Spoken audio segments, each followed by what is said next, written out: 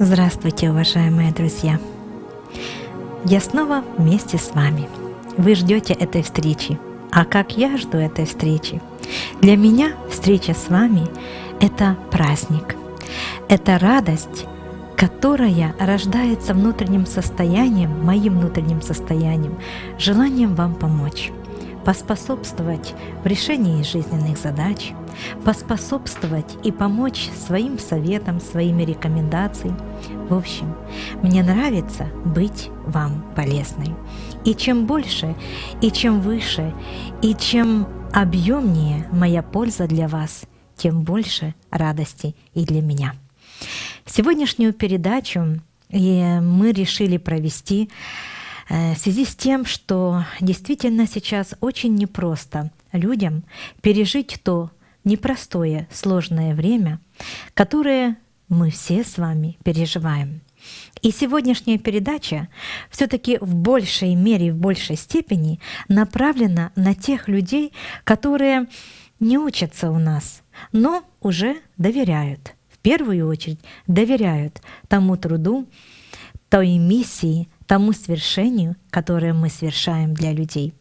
Ну а своим ученикам, скажем так, они защищенные, они владеют механизмами, они владеют практиками, они владеют мудростью духовной, пониманием, им уже полегче в это время, в это непростое время. Но тем не менее, сегодня я для всех вас. Тема серьезная. И тема, которая вызывает у многих людей определенные и желания, и негодования. И, конечно же, я уверена, что каждый из вас, сегодня меня смотрящий, будет ожидать какого-то пусть маленького, но чуда, пусть немножко, но помощи. Я же для себя поставила цель сегодня сделать все для того, чтобы облегчить ваши страдания, ваши трудности и изменить ваше психоэмоциональное состояние. Я немножечко расскажу вам и коснусь сейчас тех всех запугиваний и тех всех страхов, которые вы вынуждены теперь претерпевать, проживать и анализировать. Друзья мои, многие люди сейчас просто используют те трудности, с которыми столкнулась планета, в каких-то своих корыстных целях. Многие еще больше запугивают: началась война. Вторые говорят, что человечество будет вымирать. Четвертые говорят, что вирус будет мутировать, еще больше будет. Пятые говорят, что это чипирование. В общем, чего ж только сейчас не говорят. Друзья мои, а я не хочу об этом говорить. Я всю эту ситуацию понимаю по-другому. И хотите, я с вами поделюсь своим мнением в отношении этой ситуации. Занимаясь развитием человечества уже многие годы, я вижу, что человечество, когда живет в комфортных условиях, ничего не хочет делать. Имея удовольствие, люди еще больше хотят удовольствий. Их иллюзорное, мнимое удовольствие приводит человека к деградации и разрушению. Эта деградация и разрушение тянет в пропасть, в бездну всю планету. Конечно же, мир тормозит. Он не развивается в состоянии иллюзорной деградации. Он не эволюционирует. Я прошу прощения, попрошу Сергея Аркадьевича выключить звук. Я слышу звук в его наушниках. У меня очень чуткий слух. Спасибо большое, Сергей Аркадьевич. А то две Натальи Владимировны, которые дополняют одна другую. Не хотелось бы мне этого. Итак, друзья мои, нынешняя ситуация. Когда человеку комфортно, он ничего не хочет делать. Почему? Все просто. Планета И эволюция на этой планете началась с примитива, с примитивного состояния. Примитивное состояние все-таки доминирующее в сознаниях людей. Хоть и миллион лет эволюции человечества на этой планете, а духовное развитие авось и ныне там. То есть оно осталось на низком приземленном уровне. Более того, было допущено на этой планете очень много ошибок в духовном развитии, в развитии человечества. Допущено более высшими разумными существами, работающими на этой планете. Естественно, планета не продвинулась в своем процессе эволюции и развития. И вы знаете, любые трудности человечеству только на пользу. Это я могу сказать вам с полной ответственностью и уверенностью. И как психолог скажу вам, когда человек попадает в определенные сложные ситуации жизненные, он начинает искать выход. Когда ему комфортно, ему ничего не надо, ему нужно все, что нужно, еще больше комфорта. Развивается лень, развивается внутреннее такое разрушение, деградация, и от этого плохо всем. То есть нет правильного, устремленного эволюционного процесса планеты. И чем больше на планете таких людей, не желающих что-то делать, не желающих что-то менять, не желающих развивать себя, не желающих познать себя хотя бы узнать о себе все. И чем больше таких неразвитых, непознанных себя людей, тем сложнее жизнь на всей планете. И эта жизнь ведет не к созиданию и не к процветанию, а к самовымиранию и саморазрушению. То есть деградация, лень, нежелание что-то делать, наркотики, алкоголь, мнимые иллюзорные удовольствия и так далее ведут человечество к деградации. И от этого хуже еще всем. И как только какая-то трудность на планете, какая-то сложность на планете, тут же более осознанные, развитые люди, они активизируются в своем выборе, они активизируют все свои жизненные силы, все свои жизненный потенциал и потоки и направляют их на жизнь, на то, чтобы выжить, на то, чтобы сберечь, сохранить себя и свою семью, и на то самое духовное, чтобы помочь другим людям. В общем, друзья мои, любая сложная ситуация, земная, жизненная, семейная, она дает возможности нам с вами проявить себя именно такими, какие мы есть. И вот каждый в эту сложную ситуацию, в которой мы сейчас с вами находимся, и проявляют себя. Те, которые вас запугивали и что-то хотели от вас, они еще больше стали вас запугивать. Те, которые не хотели ничего делать, и, скажем, жили за чужой счет, они еще больше стали обвинять всех, и особенно тех, кто больше им не дает денег. Те, которые, скажем так, боялись что-то предпринять в своей жизни, начать новое дело, начать какой-то свой новый процесс, еще больше находятся в состоянии иллюзии, подавленности и страха. Происходит, друзья, естественный отбор. То есть каждый в серьезной ситуации, сложной ситуации проявляет именно то, что является внутренне его доминантным состоянием, то есть его истинным состоянием, тем, что в нем,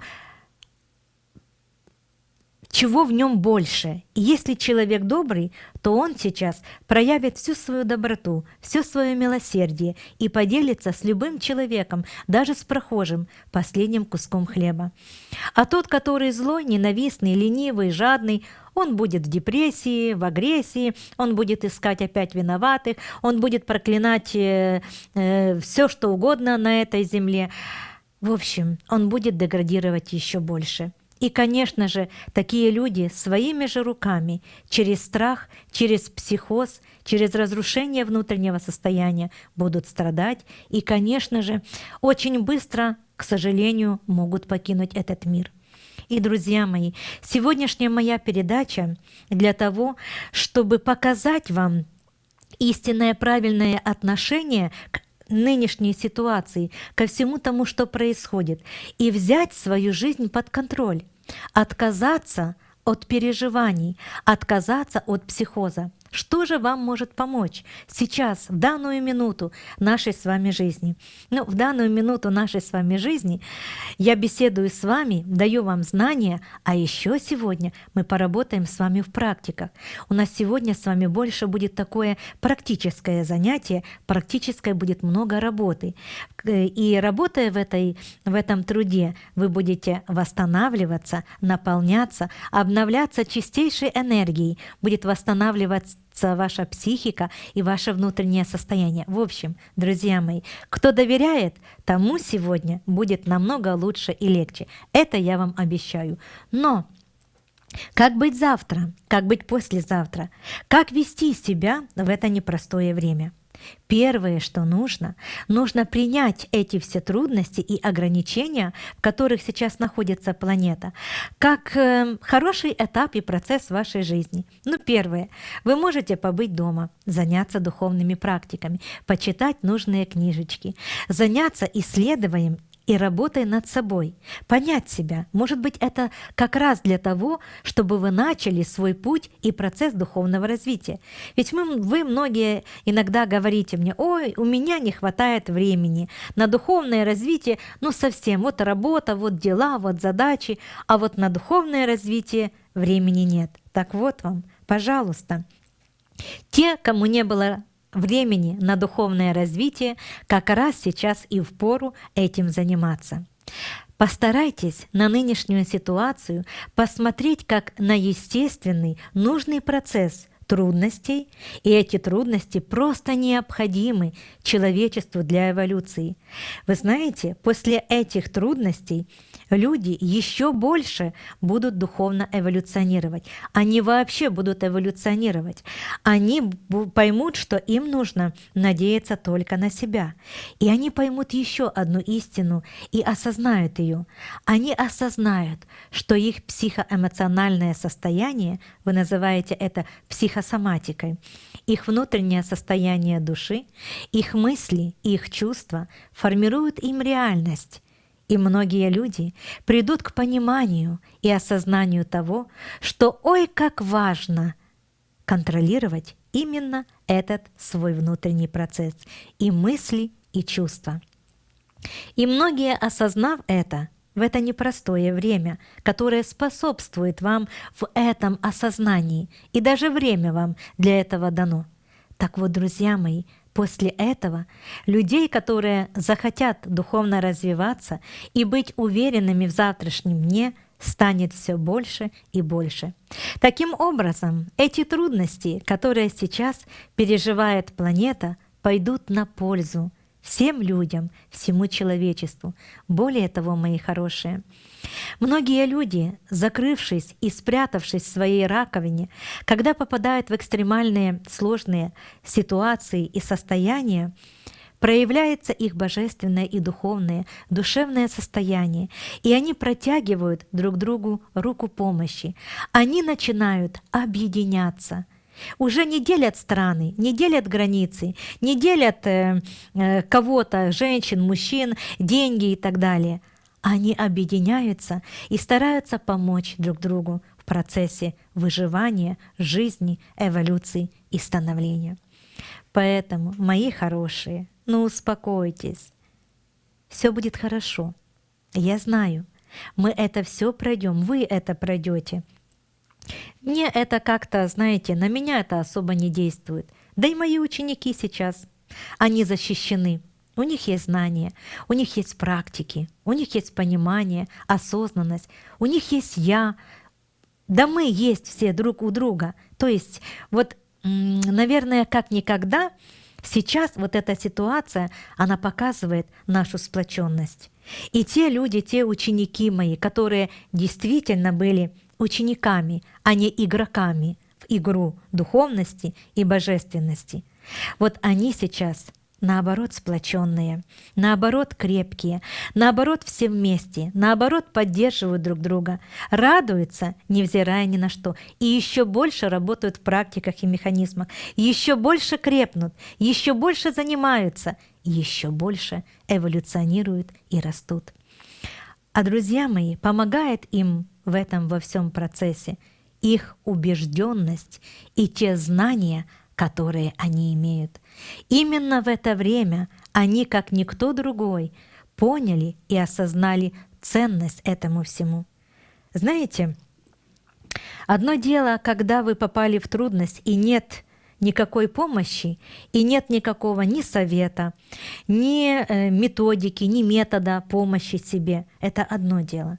А другое дело, когда ты попал в ситуацию и знаешь, что нужно делать. Ты знаешь, как можно выйти с этой ситуации. Ты знаешь, как нужно даже на нее реагировать. И вот таким людям, моим ученикам, им намного легче.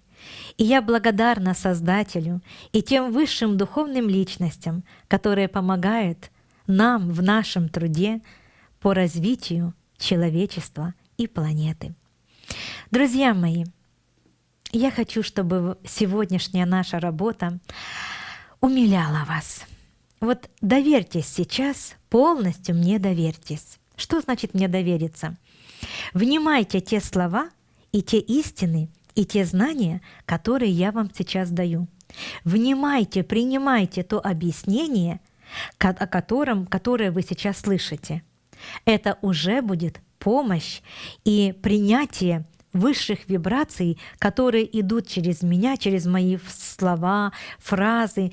Идет энергетический импульс, энергетический поток. И этот поток касается тех людей, кто может войти со мной в резонанс. В резонанс могут войти только те люди, кто доверяет моим словам, кто прислушивается к моим словам. Кто не доверяет и не прислушивается, для этих людей все будет бесполезно. Они останутся при своем заблудшем мнении и состоянии и продолжат свой процесс страдания. Эту же передачу, как и все другие, мы создаем и проводим для того, чтобы помочь вам, помочь и поспособствовать вам сейчас в это, не совсем простое, но очень нужное и важное время.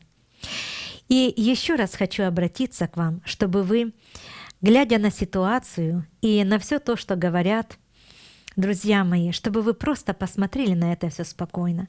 И кто имеет мудрость, и кто прожил лет 30, 40, 50, просто вспомните, сколько вас всех пугали. Что же вам только не говорили, как и кометы летели, и концы светов были уже неоднократно. В общем, что только эта планета уже не пережила. Вы знаете, я до сих пор перед вами, и также провожу свои эфиры, и также продолжаю учить людей. Видите, все нормально. И после этого тоже будет все нормально. Не бойтесь ничего. Обманывает вас определенный раз, определенное количество времени. Друзья мои, так привыкните к этому обману. Управляйте сами своим внутренним состоянием. Все нормально. Надо маску одеть. Одели в эту маску, ничего страшного. Походили в этой маске. Домой пришли, сняли. Ничего страшного в этом нет. Знаете, не делайте из мухи слона. Есть такое выражение, потому что это создает процесс нагнетания. И это нагнетание сразу активизирует разных сущностей на планете. Вот сейчас, друзья мои, эти сущности, пользуясь всеми видами страха, которые есть у людей в их сознании, паника, которая существует, психоз, который существует на планете, он позволяет расплодиться и укрепиться этим эгоистическим энергоинформационным структурам, вирусам, инфекциям, вирусам сознания, инфекциям информационным. И эти, оказывается, информационные вирусы, инфекции создают сущности на астральном плане. Они воздействуют энергетически состоянием разрушения на ваш мозг, на вашу психику, на вашу душу. Естественно, мозг запускает разрушительные процессы внутри всего организма. И человек, который переживает, нервничает, переживает, разрушается, в нем накаляется голова, накаляется мозг, и он кипит в состоянии страха и разрушения. Человек, таким образом, нейронная сеть головного мозга посылает импульсы разрушения во все клетки ваших органов. Тут же падает иммунитет, тут же люди начинают заболевать. И многие из них уже заболевают не от коронавируса. Нет, друзья мои, они болеют от психического страха, от психического разрушения. Вот, мои хорошие, что происходит на самом деле. Мои сладенькие, мои родненькие, я вас очень попрошу, оставьте это грязное дело переживать. Все хорошо. Вирусы на планете были всегда. Из вирусов зарождалась жизнь. Это нормально. Нормально, друзья мои. Они будут и дальше. Это тоже нормально. Их не будет, знаете, когда? Когда эта планета достигнет высшего состояния духовного развития и совершенствования. Когда человек настолько познает свое тело и научится управлять всеми своими телами и своей душой так, чтобы никогда и ничем не болеть, и жить столько, сколько он сам захочет жить. А такое время когда-то обязательно придет. И пусть вспомнят эти слова мои через 2, 3, 10 тысяч лет, 40, 50 тысяч лет, но обязательно вспомнят. Как? Так вся эта информация, которую я вам сейчас вещаю, она вся прописывается в энергоинформационном поле этой планеты, и она останется на века. И придет время, люди вспомнят. Да, когда-то было так, когда-то говорили о том, что человечество придет к совершенному состоянию жизни, где не будет войн, где не будет смертей, где не будет болезней, где будет одно единое общество. И это общество будет построить так свою социальную жизнь, где все будут заботиться друг о друге. И никто не будет разделять себя друг с другом. И все будут устремлены к единому целому, к единому состоянию, к целостному духовному становлению, свершению и развитию. И победы каждого человека будут приносить радость другим людям, а не зависть, как сейчас иногда происходит с завистниками. Так вот, друзья мои, это время придет, и мы с вами сейчас, как знать, может быть, вы как раз те, кто будет жить в это время. Ведь если вы сейчас от меня это слышите, значит, вы можете устремиться жить в это время. Значит, вы можете устремиться еще родиться в прекрасные времена. Вы только проживите это. Откройте в себе возможности и способности. Откройте в себе себя, свое состояние, свое высшее «Я», свою божественную чувствительность, любовь, любовь без всяческих условий, любовь, которая будет наполнять души каждого из вас. И скажите, имея эту любовь, чего же можно бояться даже сейчас, друзья мои? Я вам скажу, я ничего не боюсь. Абсолютно ничего не боюсь. Ни жизни, ни смерти, ни каких-то лишений, ни каких-то ограничений я не боюсь. А знаете почему? У меня есть убежденность. Убежденность в том, что я под серьезным покровительством и серьезнейшей высшей защитой, высшей реальности, высшего состояния, высшей энергии, которая созидает и меня, и мир вокруг меня, и моих учеников, и даже тех, кто еще не мой ученик, но сейчас меня слушает и слышит. Друзья мои, вот как раз эта убежденность, эта вера, это устремление, эта сила духа, она и правит жизнью. И поверьте, мои хорошие, если бы у вас эта сила была в данный момент в активном состоянии, вы бы тоже ничего бы не боялись. Никакие вирусы вам были бы нипочем. Оно бы даже вас бы и не коснулось бы. Ваш иммунитет, ваша воля была бы настолько крепка, что вас никто бы и ничто бы не могло бы побеспокоить или же разрушить. Опять мы с вами пришли к тому же. Человечество духовно не развито. Поэтому сейчас очень легко реагирует на любые страшилки, на любые запугивания, на любые предсказания мнимых предсказателей, которые тоже чего-то от вас хотят. Друзья мои, станьте мудрыми и осознанными. И больше пусть этот крючок, знаете, обходит вас стороной. Не допускайте в своей жизни, чтобы вас ловили на крючок страха. Не нужно.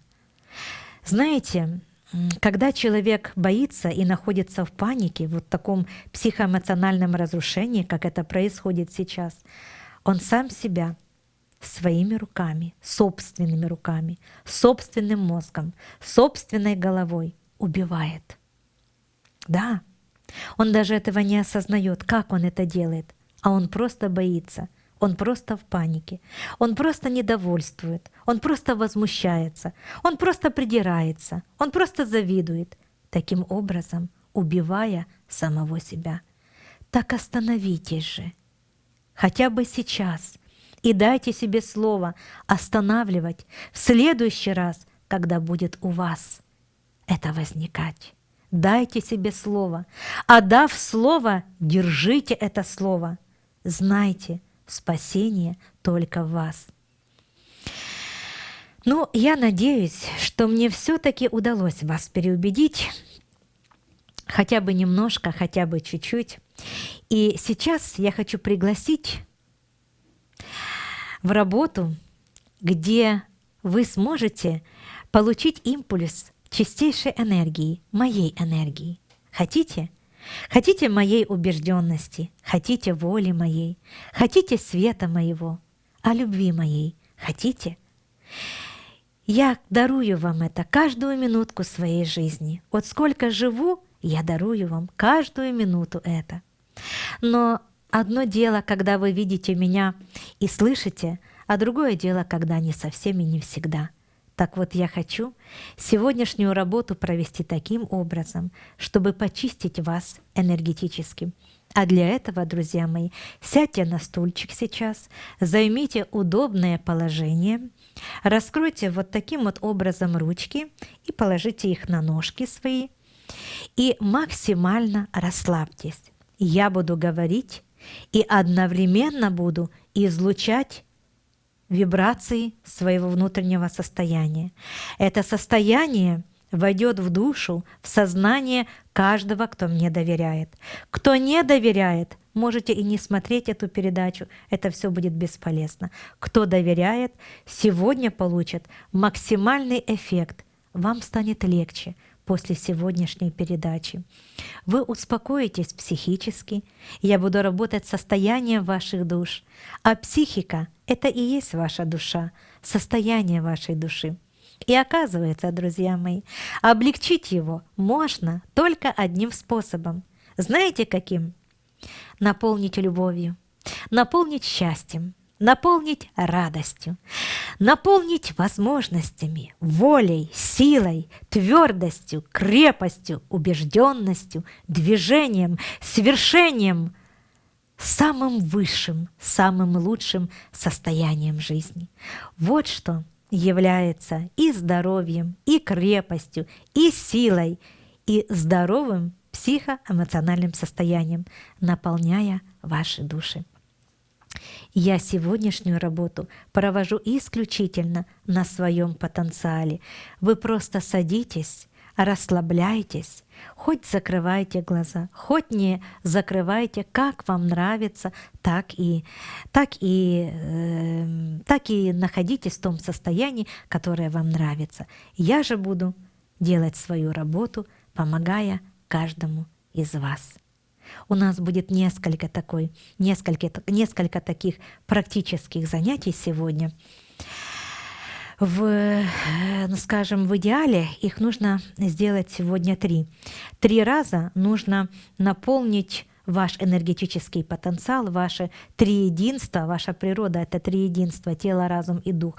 Так вот, все эти 3 составляющие нужно наполнить очень сильным, серьезным силовым полем, моим полем. Таким образом, вы сгармонизируете свои три состояния — тело, разум и дух.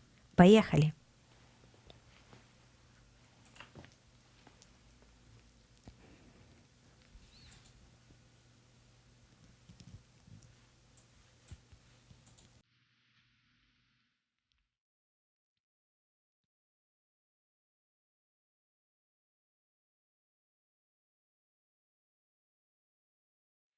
Расслабьтесь, друзья.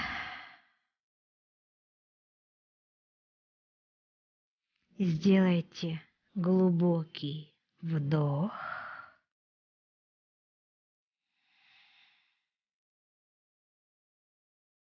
и глубокий выдох.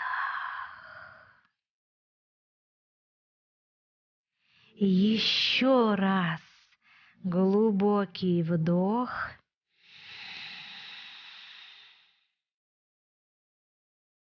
Выдох.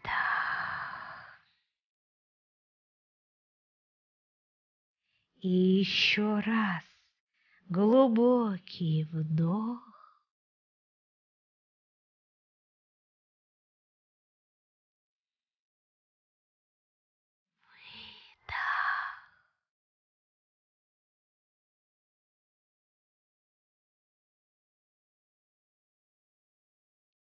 Ваши ручки раскрыты, души раскрыты, мысли спокойные, ровные.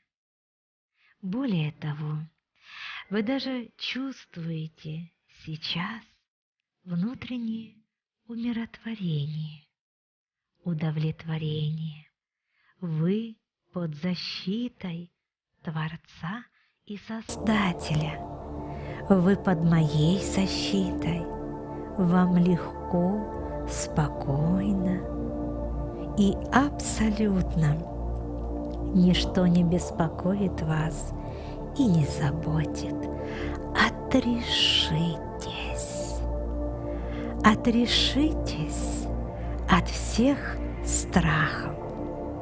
И сейчас, когда будут вам приходить в ваш разум мысли страха, вы осознанно отвергайте их.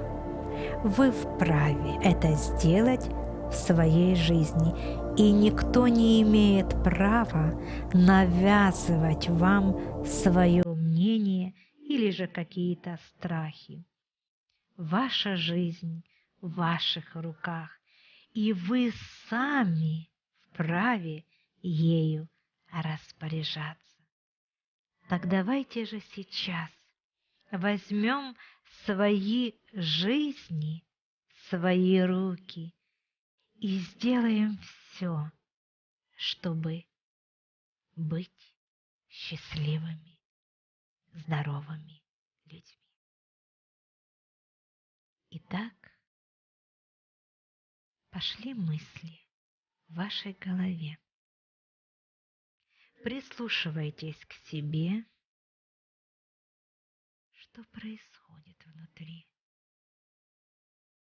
Я включаюсь в работу активную, сильную и работаю на своем уровне, на высшем духовном уровне, очищая сознание людей, наполняя планету светом, радостью, любовью, наполняя мир созидательной волей, прогрессом, эволюцией, развитием и свершением.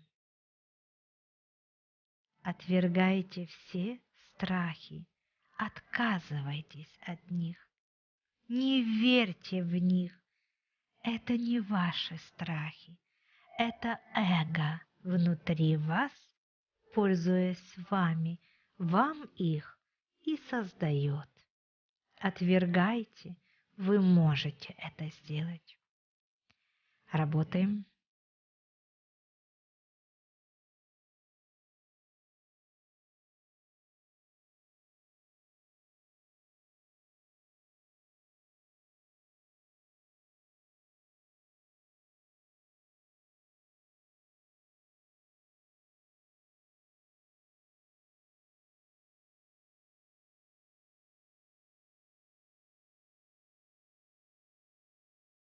мне показывают сейчас, луч света сверху опускается на ваши тонкие тела. Представьте сейчас этот белый плотный свет цилиндрической формы сверху, с чистого измерения мира чистого духа опускается этот свет. Он очищает ваши тонкие тела и наполняет духовные тела силой, крепостью, осознанностью жизни. Я усиливаю эту работу, мы усиливаем эту работу.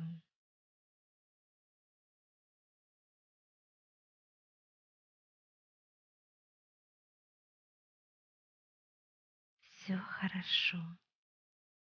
Ваш разум очищается, мысли очищаются, мозг освобождается от всех иллюзий, страхов и безумия. Вам это не нужно. Яркий белый свет, вибрации чистого пространства наполняют вас любовью, спокойствием, гармонией и чистотой.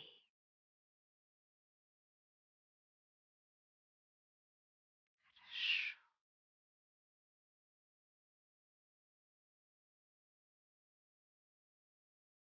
Идет процесс очищения тел. 4 духовных тела, астральное, ментальное и физический организм очищаются от вирусов, ненужных бактерий, разрушительных, от всего разрушения, которое могло бы принести вам болезни. Все ваши тела наполняются светом, астральное тело радостью, моей любовью. Высвобождается ваша любовь, высвобождается ваше радостное состояние и настроение. Физический организм крепнет, иммунитет поднимаем и выздоравливаем. Любая боль покинула вас. Боль – это иллюзия, это то, чего нет, не существует. Боли нет. Мы восстановили ваши тела, и сейчас я наполню ваши души, третьи составляющие вас, тело, разум и дух, душа. Перенесите свое сознание к состоянию души. Спросите: душа, где ты? Откройся мне, поговори со мной, душа, ответь мне сейчас. Как ты себя чувствуешь, душа? Что мне нужно сделать для того, чтобы тебе было хорошо? Душа, будь всегда со мной, будь мне помощницей. Ведь ты, душа, это я на самом деле, а я и есть моя душа. И я посылаю свет, любовь и радость всем вашим душам. Примите этот импульс.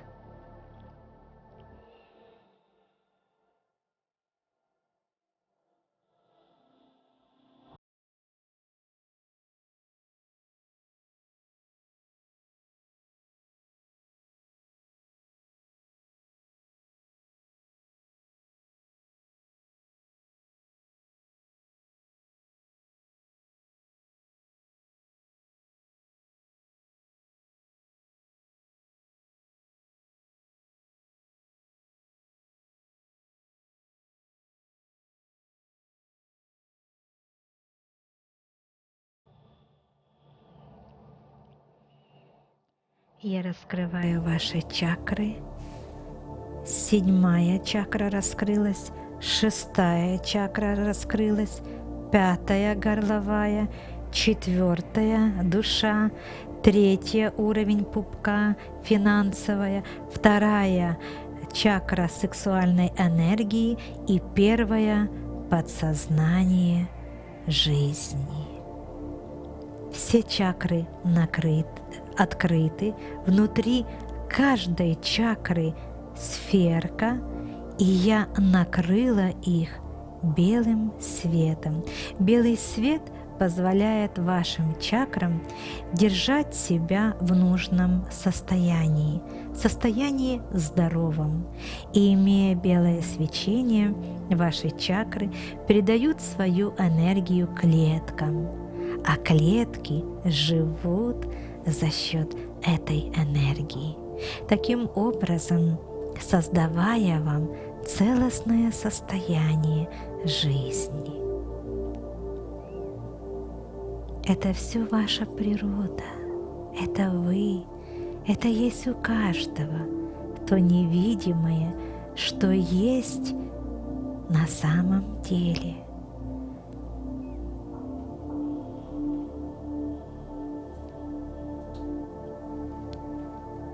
Хорошо, достаточно.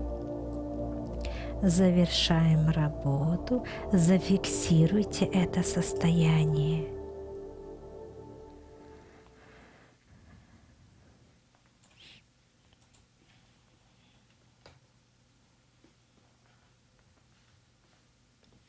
Хорошо, друзья мои, вот первая наша работа. Она, конечно же, с одной стороны для вас она простенькая, потому что меня смотрят разные люди, и давать сильные сакральные механизмы я не могу в прямых эфирах, я это делаю только на курсах, где есть специальная подготовка. Ну, вы уже об этом все знаете. Итак, мои хорошие, я готова к вашим вопросам, но чуть-чуть, немножко. Хорошо? И потом дальше продолжим. Вот я хотела бы, чтобы вы сейчас поделились своим внутренним состоянием после этой медитации. Пару слов напишите. Сергей Аркадьевич, прочитай пару слов. Свое внутреннее состояние. Что вы почувствовали? Давайте, самые активные мои зрители, пишите ваше внутреннее чувствование. Сергей Аркадьевич задает вопросы и просматривает ваши ответы. И вопросы, и ответы. Поехали. Сергей Аркадьевич, давай. Много пишут о том, что очень сильная энергия, сильно чувствовали эту энергию. Благодаря так вот пошли конкретные ответы. Легкость, спокойствие. Очень наполнилась энергией, дрожь по всему телу, плакала, мурашки. Куда же без этих мурашек? Легко стало внутри, спокойствие, блаженство, любовь внутри, чувство целостности и блаженства. Как на лифте.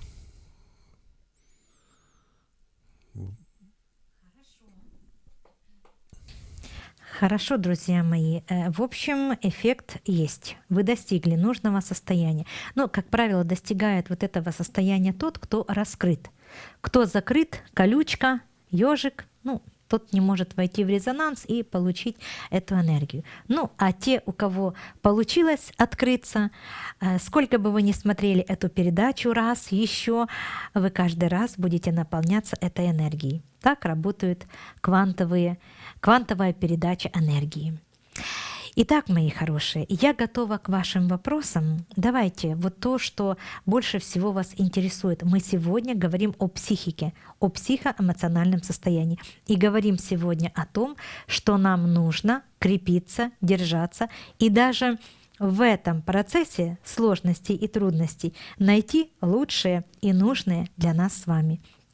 что только поспособствует нашей эволюции, развитию и становлению. Поэтому, друзья мои, держим хвост трубой для того, чтобы быть всегда целостными и бесстрашными. Ваши вопросы?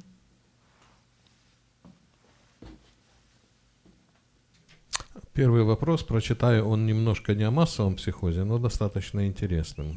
Людмила спрашивает: Наталья Владимировна, меня зовут Людмила. Хотела спросить у вас, почему в жизни бывает так, что людям добрым, милосердным, любящим жизнь судьба как бы к ним сурова, а людям злым и жадным все нипочем. И еще хотела спросить вас, вот такая судьба, что бабушка, мама и я росли в детском доме. Какие-то грехи совершил род наш, что у нас судьба вот такая тяжелая.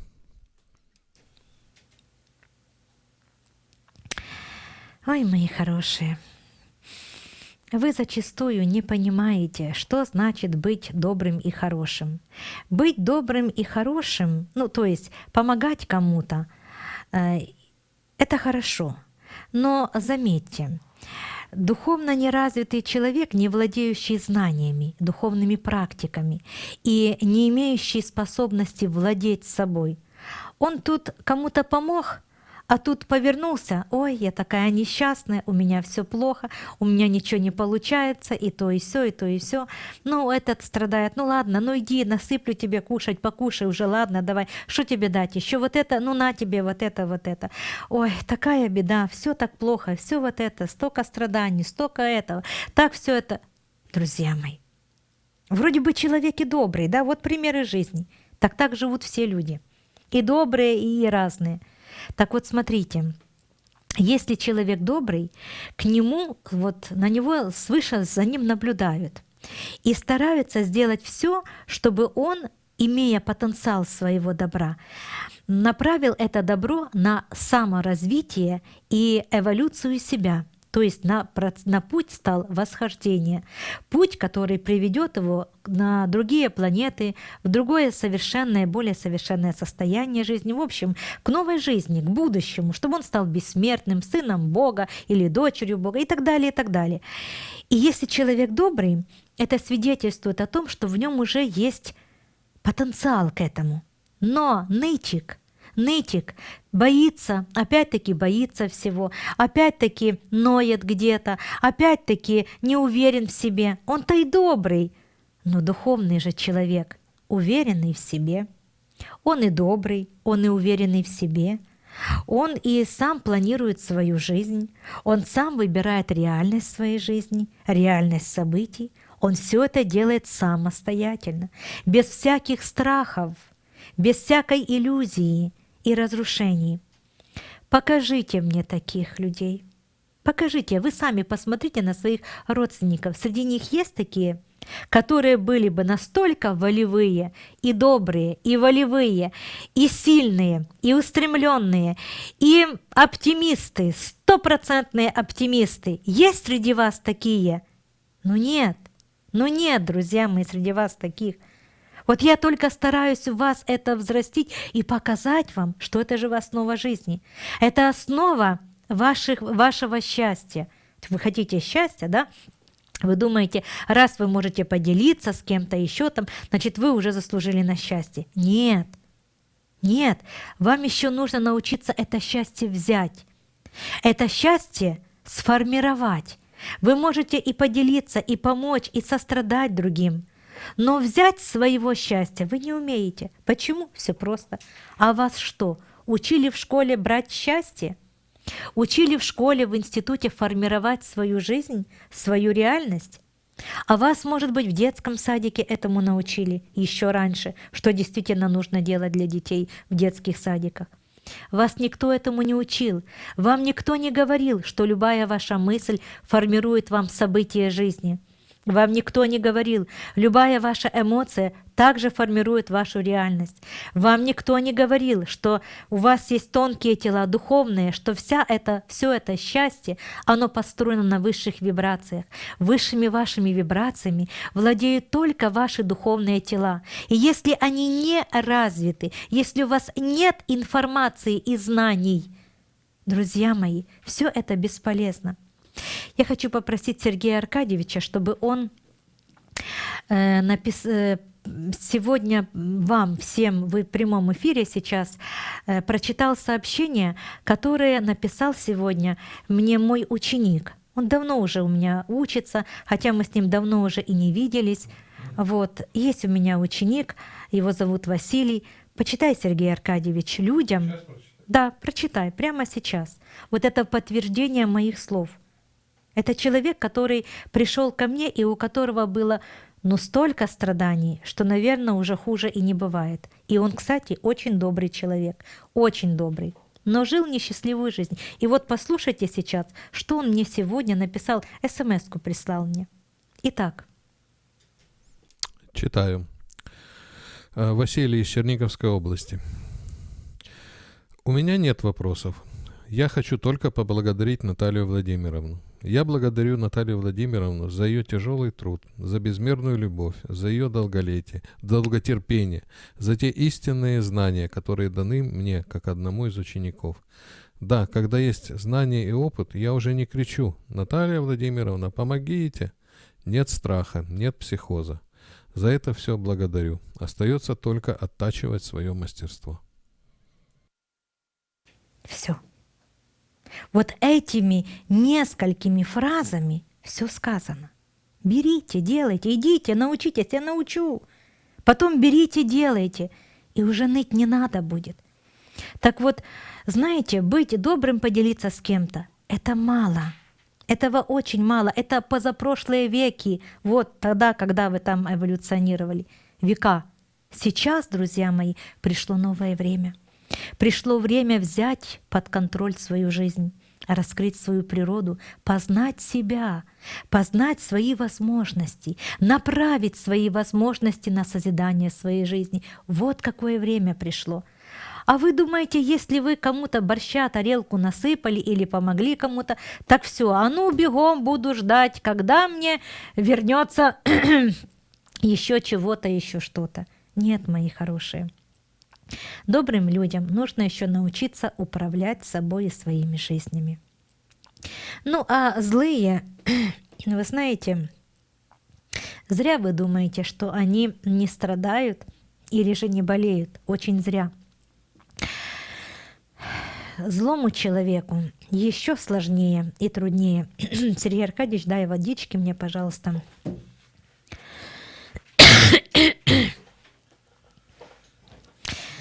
Так вот, друзья мои, злые люди, это я вам из практики говорю своей, им очень тяжело, им очень сложно.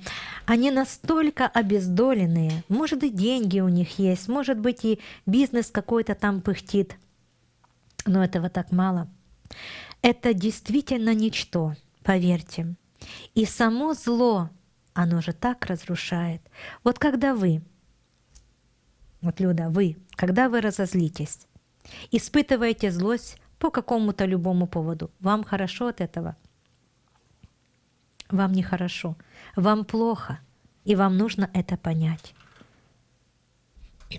Сергей Аркадьевич, уже прошло. Иди с чаем туда, садись на свое место, и дальше ведем передачу. У меня монитор барахлит. Монитор, ну это такое может быть. Но, друзья мои, я буду помнить о технике, чтобы она не сгорела, эта техника. Она не адаптирована к моим высоким вибрациям и бывает выходит из строя. Бывает такое. Ну, ничего, будем надеяться, что все будет хорошо, и будем так думать, и так будет. Поэтому, мои хорошие, не завидуйте злым. Им тяжелее еще, нежели добрым. Добрый человек сделает добро, и самому хорошо, приятно. А злой ни добра не делает, не получает добра, получает только разрушительные мысли в свой адрес, и думают о нем также разрушительные люди. В общем, сам себе создал ад и живет в этом аду.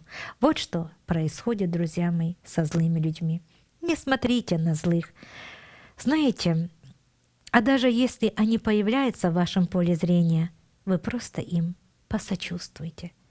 Их зло делает их самыми несчастными в космосе. Это правда.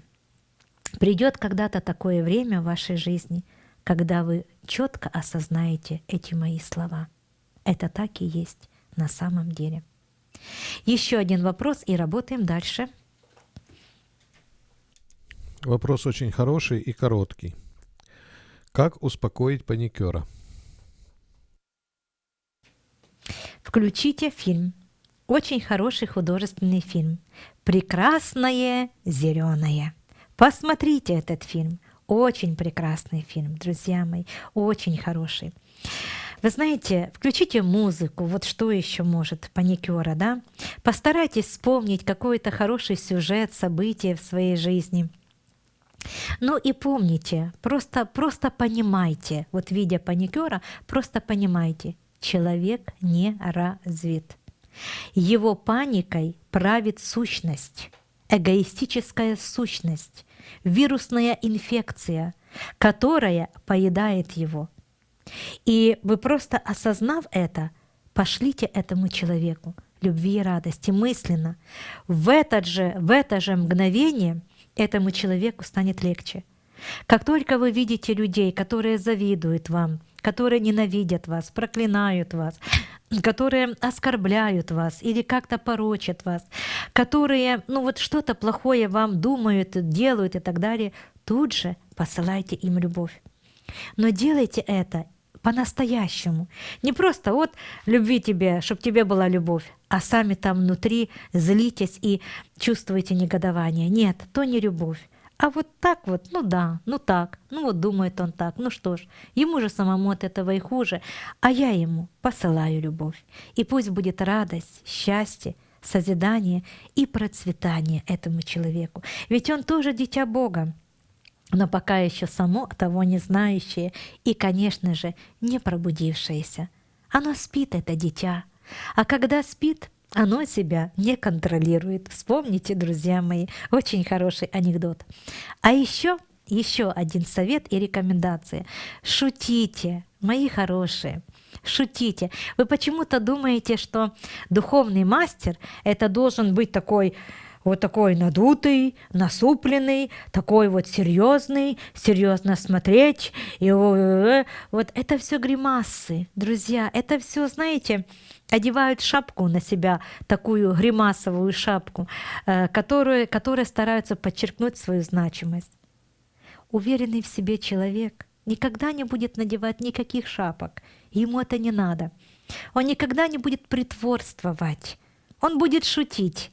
Он будет сам собой. Да, друзья? И вы знаете, сколько учеников у нас, сколько у нас знакомых по всему миру, мы всегда шутим.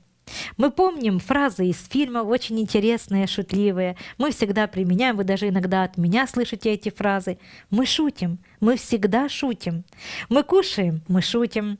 Мы едем куда-то, мы шутим. Мы смотрим на что-то, на что-то не совсем хорошее, порядочное. Мы тоже шутим, но без осуждений. Просто шутим, просто превращаем это в шутку. И вы знаете, нормально, серьезно, попробуйте. Просто шутить, радоваться. Вы хотите, чтобы вам что-то такое было, чтобы вы порадовались. А не надо ждать такое.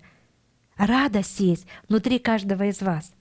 И вы можете сейчас быть угрюмыми, а можете просто пошутить. Так вот, шутите, друзья, и посылайте людям любовь. Я хочу, чтобы вы запомнили мой совет, мою рекомендацию всегда, если на вас кто-то нападает, кто-то вас в чем-то обвиняет, кто-то находится в депрессивном состоянии или в панике, или в страхе, глаза бегают, все потерянные, растерянные, все, лёлик, все пропало, ИП снимает, клиент уезжает. А вы тут же себе тихонечко, сами про себя почувствовали любовь к этому человеку, безусловную любовь, любовь, за которую вы ничего не будете требовать и ждать. И просто направили в его душу этот свет любви. Вы увидите, в течение 2-3 минут его поведение изменится к лучшему. Но у вас же все наоборот.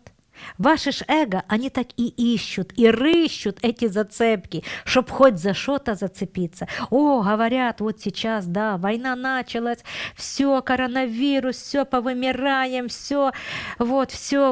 Ой, а ты знаешь, и пошли. Кому это надо? Эти все пересуды, это болтовня, иллюзорная болтовня. Кому это надо? Оно никому не надо. Откажитесь. Лучше пошутите. Лучше порадуйтесь победам друг друга. Поговорите о победах. Поговорите о созидательной, хорошей жизни. Почему люди перестали об этом говорить? Почему? Почему, друзья мои? Ведь вам никто не запрещает планировать вашу жизнь. Никто, ни один из президентов мира сего вам не сказал: я запрещаю вам планировать жизнь. По-моему, ни один. Вы вправе сами выбирать жизнь свою, события своей жизни. И никто вам, нет, не надо думать, что вам президенты мешают это внедрять. Нет, друзья мои, нет. Если вы устремлены, если вы на духовном пути эволюции, развития, да никто вам не помешает. Запомните, есть высшая сила, выше которой нет никого и ничего. И никакой президент не может быть выше этой силы. Эта сила – сам Творец-Создатель, который подчиняется и тот же президент, и тот же дворник, да каждый человек, живущий на планете, и безработный, все подчинены этой силе. И эта сила – творческая жизнь. И каждый творит. Да, друзья мои, сейчас в психозе находятся не только простые люди, но и правители мира сего. Вот что самое неприятное. Поэтому, друзья мои, вспоминая про президентов, про правителей, еще каких-то людей, которых вы осуждаете, не осуждайте их, а может быть, они сами заложники ситуации. Ведь такое зачастую и бывает. Пошлите им любовь. И если вы будете посылать им любовь, они никогда вам ничего плохого не сделают. Во всяком случае, для вас ничего плохого не будет. Это сила творческая, о которой мы с вами говорим, и есть любовь. Все. Я надеюсь, вы поняли. Поехали работать дальше. Еще 2 раза надо поработать.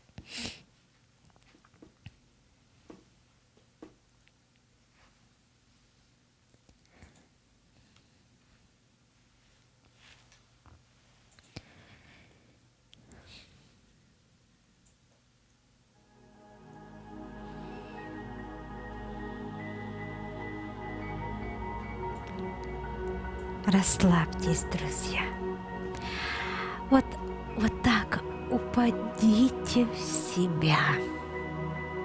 Закройте глазки на этот раз и постарайтесь нащупать внутри себя состояние высшего Я. Состояние высшего Я – это тишина и покой.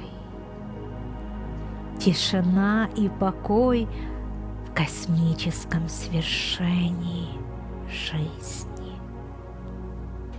Находитесь в этом состоянии, а я энергетически поработаю с каждым из вас.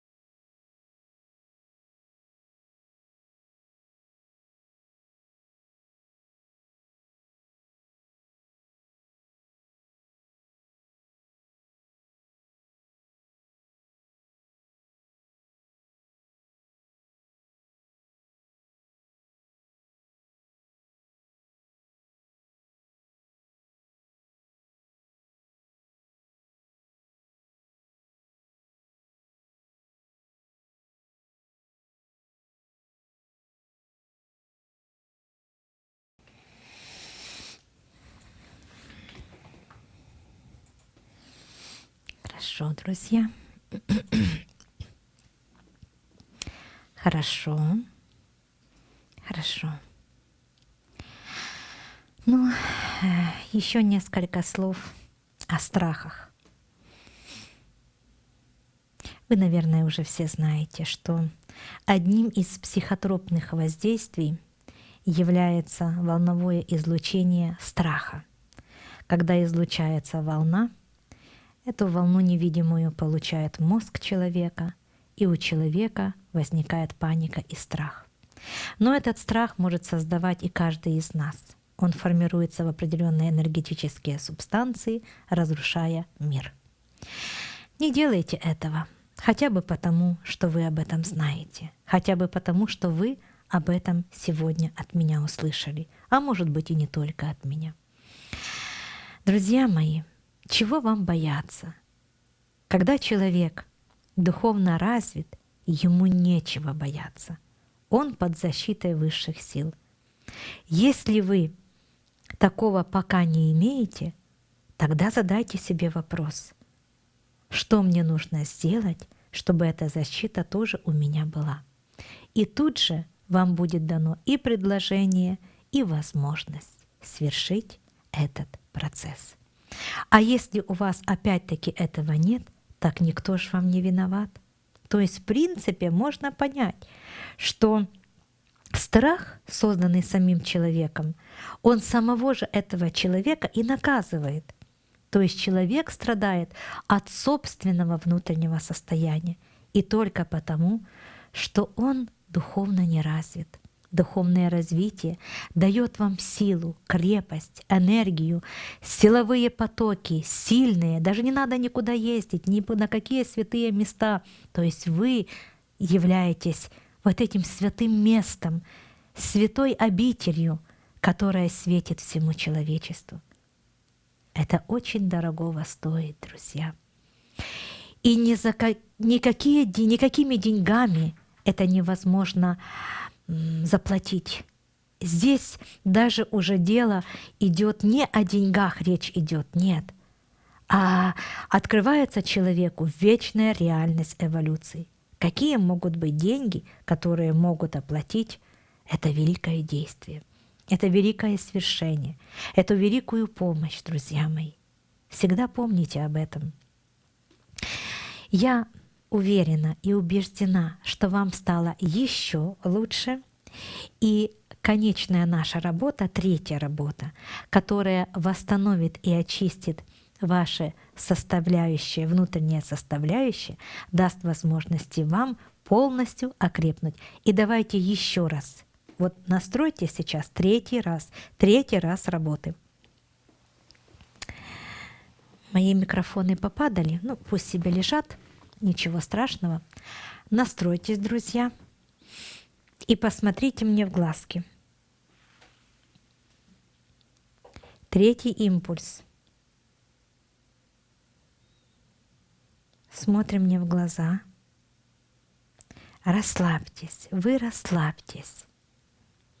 Это я в состоянии высочайшей концентрации, а вы расслабьтесь и смотрите мне в глазки.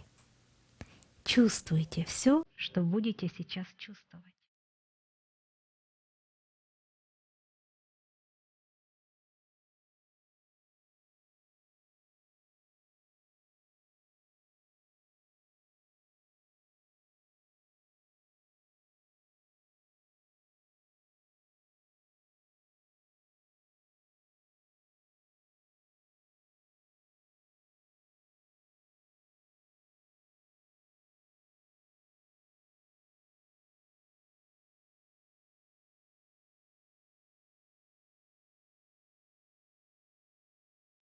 Импульс света, который исходит из моей души и моего зрения, моих глаз, касается душ всех тех людей, которые сейчас раскрыты и смотрят меня.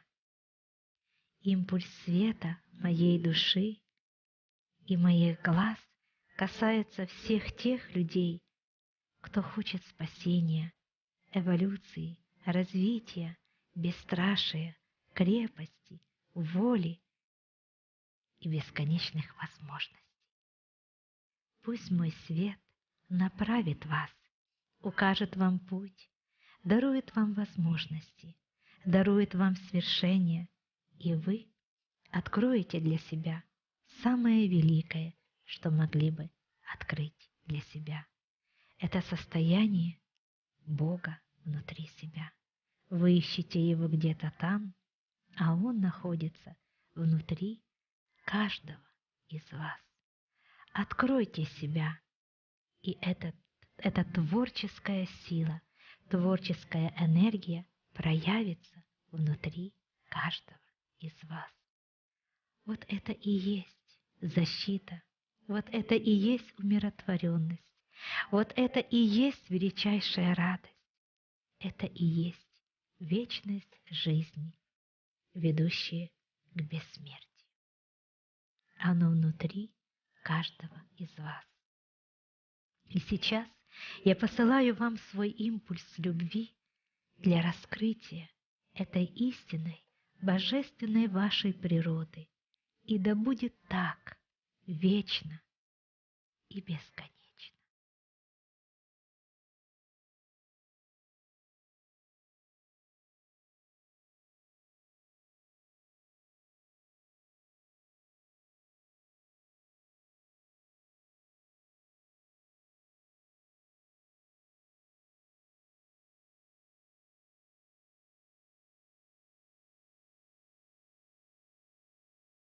Благодарю. Совершаем.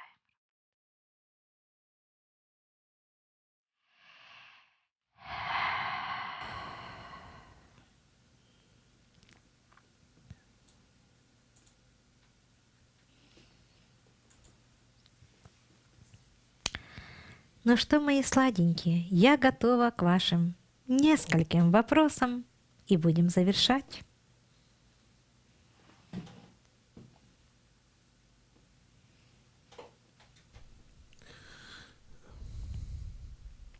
Вопрос. Виктор, Днепр. Сейчас школьники находятся под большим психологическим давлением от образования онлайн дома. Не справляются, не успевают. Какой правильный взгляд дать им? Ведь учеба тоже важна. Важна, мои хорошие, конечно, важна учеба.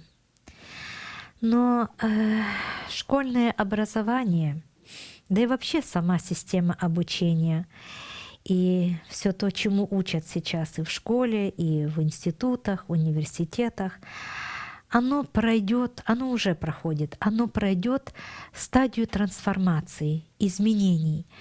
Потому что то, что давалось в школах, то, что давалось в высших учебных заведениях, оно зачастую и не было высшим.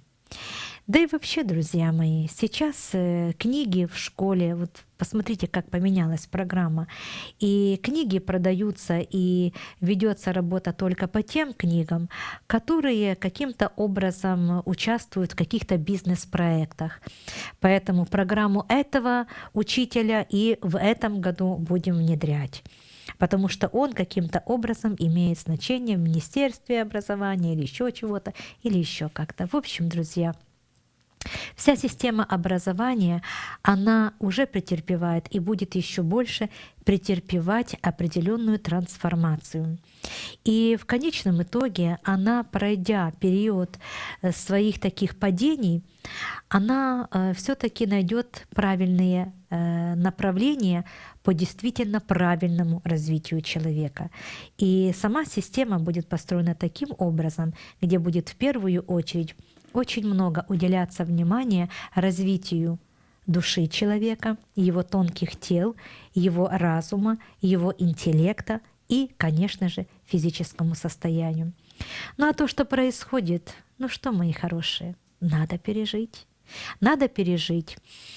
Надо пережить, надо перетерпеть. И я вам скажу, не такие уж эти знания там важные и нужные для эволюции души человека. Не такие уж. Для человека самое главное в образовании, это развить свои способности, умения и направить эти умения на эволюцию себя, жизни, на то, чтобы человек зарабатывал, ребенок, когда станет взрослым человеком, мог зарабатывать, мог получать удовлетворение от своего заработка, мог развивать свой талант и проявлять свой талант на земном плане. Вот это самая высшая цель. Конечно же, быть грамотным, конечно же, уметь, ну скажем, истинные догмы, начала, всего начал тоже нужно знать.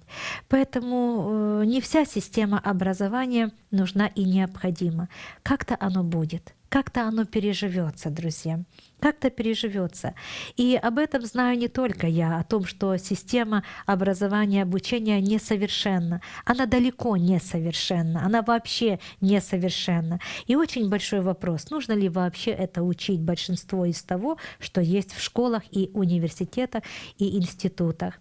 Зачастую мне студенты университетов, институтов, особенно кто учится на психолога, рассказывают эти все такие смешные, скажем, такие вот правила и смешные догмы, и такие безумные даже, я бы сказала, какие-то психологические тренинги, которых заставляют выполнять студентов. Ну, вот так посмотришь на это все. И, конечно же, впечатление того, что те психологи, которые учат этих детей на психологов, они на самом деле и не психологи.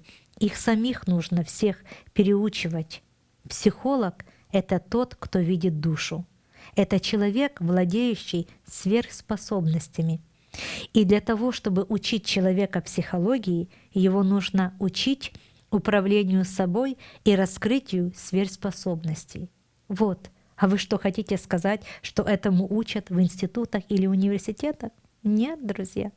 Далеко никто это, хотя об этом знают в спецшколах, полицейских, раньше милицейских школах были такие направления по психологии, где как раз говорилось и о бесконтактном бое, и о том, как нанести вред, как изменить позицию человека, как изменить его мышление, как вытереть у него программу в голове, как воздействовать на человека, что такое психотропное оружие.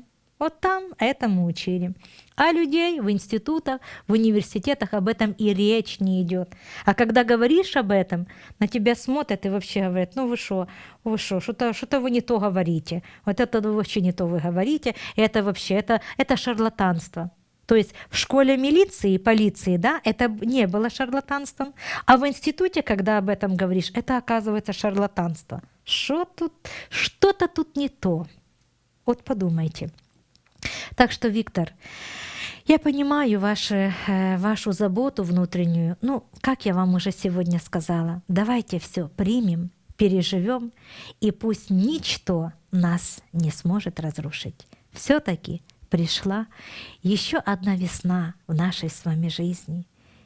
Посмотрите, птицы, им нипочем, ни коронавирус, ни запреты, они не сеют и не жнут, а весь мир принадлежит им.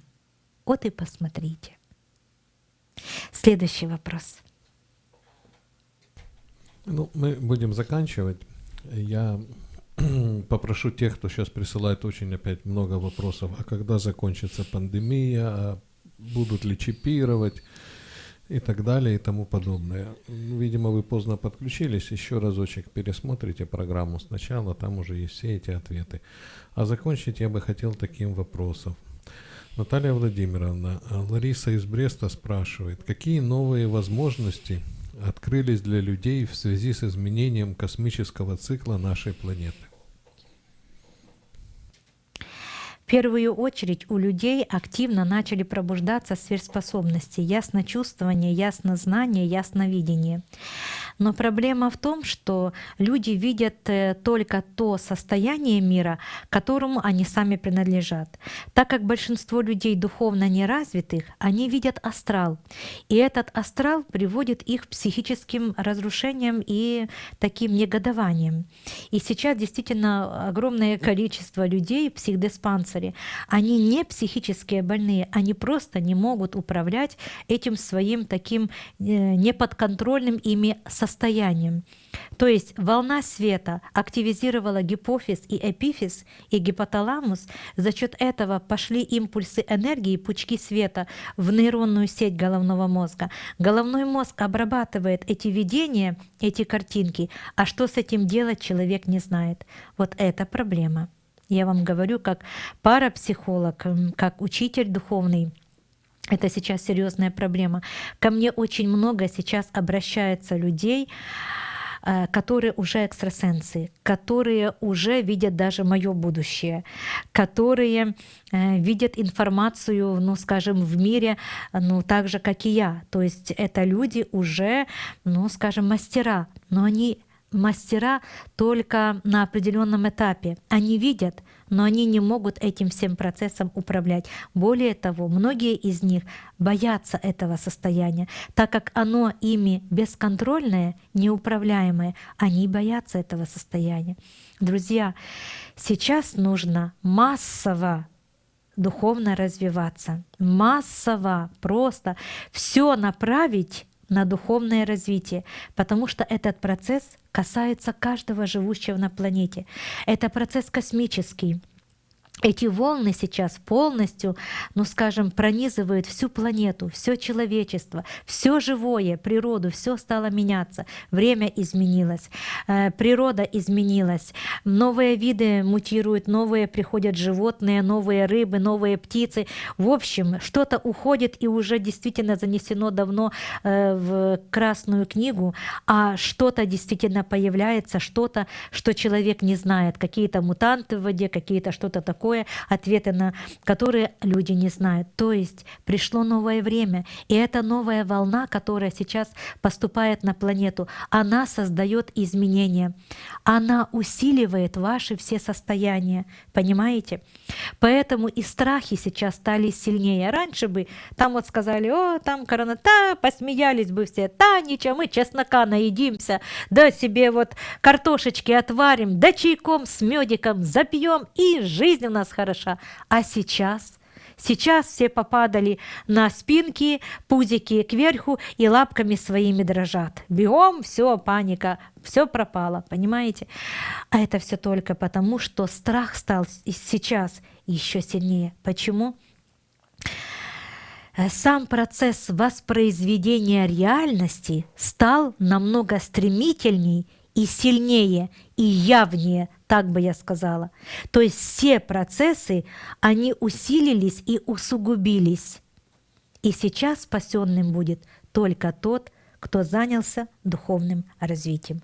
Кто этого не сделает, тяжко.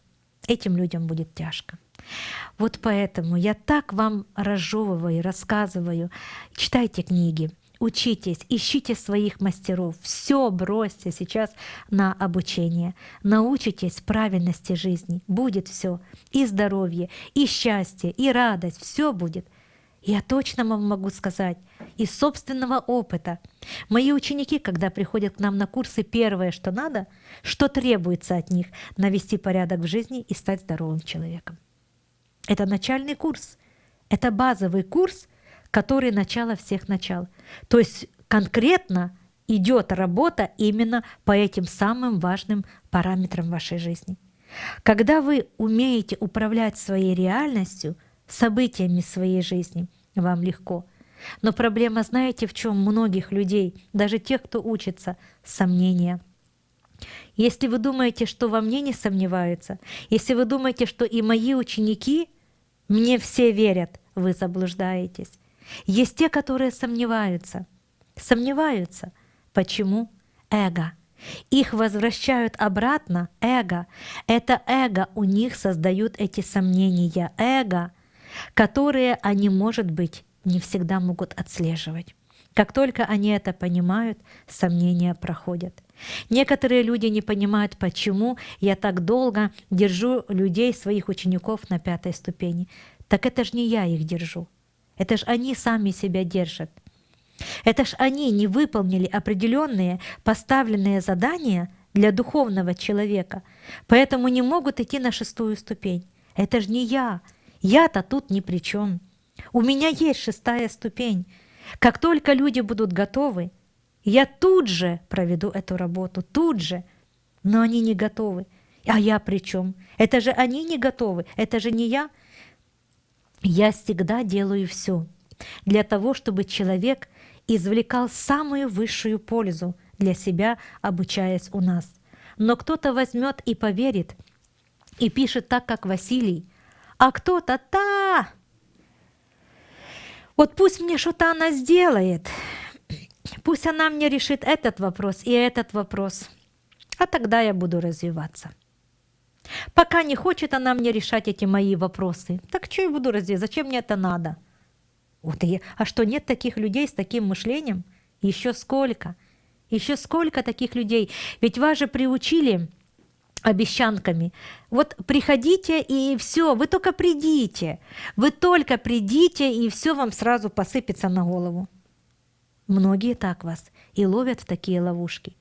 Люди же, которые приходят ко мне, я им говорю: ребята, вот я вас научу, но надо же работать. Я же за вас вашу жизнь не проживу, я за вас не приму решение, я за вас не сделаю шаг, я не имею права. Я научу, я помогу, я наполню, вот как сегодня, светом, любовью, радостью. Я и буду это делать дальше, но все равно жизнь вашу за вас не проживу. Это невозможно. И когда вы следуете по пути духовного развития, это этапы, друзья мои, это рост, это этапы. И когда человек, да, пришел, послушал, поработал и получилось что-то и то, и сё, но, друзья мои, духовный человек не должен пить, курить не должен. Он должен кушать только здоровую еду, перейти на здоровый образ жизни, здоровое питание, здоровое мышление. А тут встретила мужчину, пивасика, а шампусика. Как же это я на Новый год не выпью шампусика? И все. И скатился в пропасть. И он уже не духовный человек. Он уже мирской, обыкновенный человек, который потерял все сонастройки, все возможности свои, все те достижения, которых он когда-то и достиг. И сидит пустышкой опять. И опять все надо начинать сначала. И если вы думаете, что с 5-й ступени не скатываются в пропасть и не начинают разделять на хороших и плохих, то вы ошибаетесь, друзья. Скатываются. И с 4-й, и с 5-й ступени скатываются. Да, друзья. Знаете, чем выше человек, чем больше дается человеку, тем больше возможностей, знаний, тем вернее и преданнее надо быть тем знаниям, которые получены. А если человек пренебрегает этими знаниями, если он наплевательски к этому относится, он и падает, и разрушается, и опять в ту же пропасть, и опять в те же страдания. И только иногда может сесть и вспомнить, и потом позвонить Наталье Владимировне и сказать: вот, Наталья Владимировна, вспоминаю я, как я к вам приезжала, как мы работали, какие у нас вечера были, какой у нас клуб был, как мы занимались. Боже, как классно было, какая энергия, какая радость была в душе. Боже, как же было хорошо. И вот сейчас все это потеряно. Да, все произошло так, как вы мне говорили. И ребенка родила, и замуж вышла. Все это я решила. Но вот того счастья, которое было с вами, уже теперь нет. Это слова одной из моих учениц из Киева, которая училась у меня лет 10 назад. Вот так вот.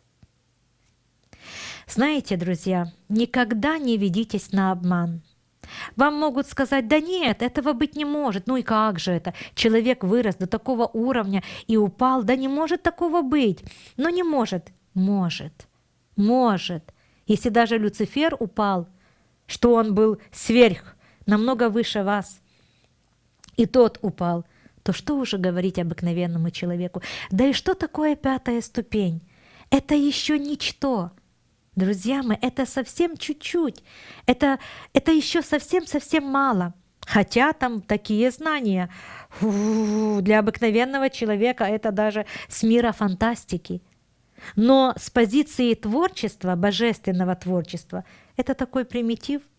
Вот 10-я ступень, 9-я, 8-я, 9-я, 10-я ступень — это уже полная ваша завершенность, где вы приблизились к слиянию божественному, где вами внутри правит сам Творец-Создатель, где решения вы принимаете только под призмой опыта и под призмой любви, исключительно, где все в жизни ровно и благостно, а вы наполнены настолько светом, что готовы даровать этот свет всей планете, всему космосу, всему живому на Земле.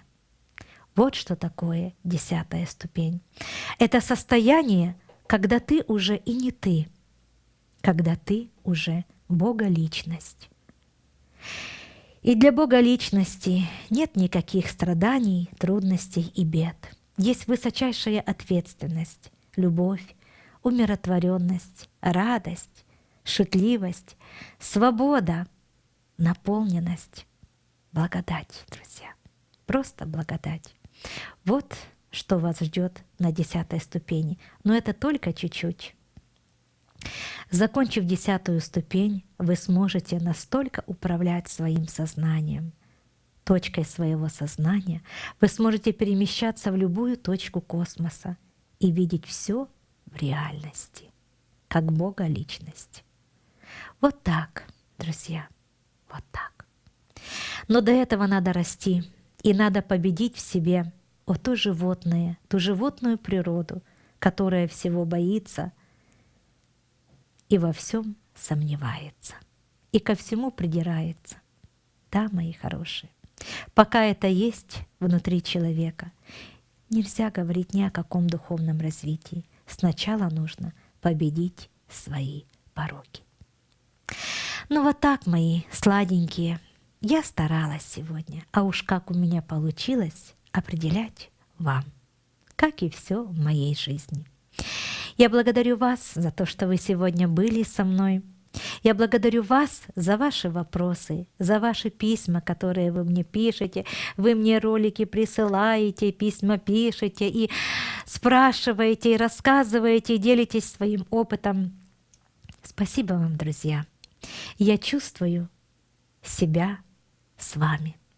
Я чувствую себя в вашей семье. Я чувствую себя вами. А вы всегда будете чувствовать себя мной.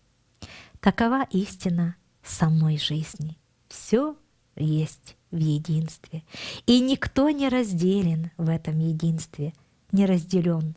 Все едино, все сохранно, все божественно.